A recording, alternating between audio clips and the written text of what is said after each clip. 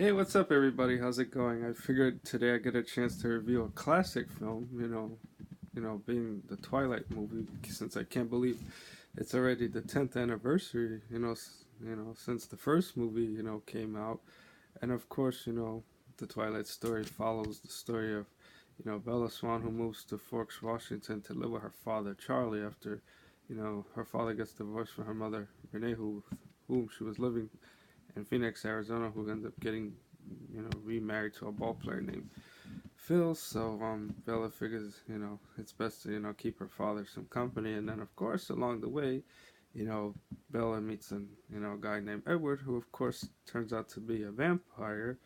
And, of course, Bella falls in love with him. But, of course, with, a human and a vampire, you know, intermingling, it doesn't often always, turn out the greatest. Of course, as Bella finds out throughout the course of the film, that of course there's a sadistic vampire tracker named James who's obsessed with wanting to hunt down Bella and kill her for his own amusement and things like that. And of course, Edward would do anything to protect her and things like that. And of course, Bella being what she is, wants to become a vampire and be with Edward, so she doesn't have to worry about, aging her, if she were to stay human.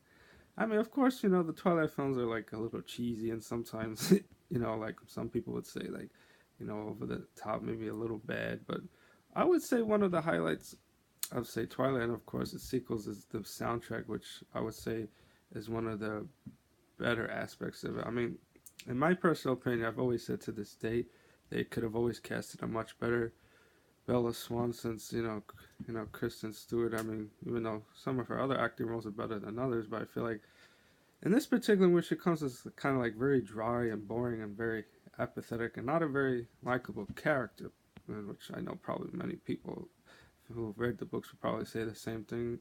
I mean, in the case of Robert Pattinson, he does a better job of playing Edward, even though, of course, many people have said,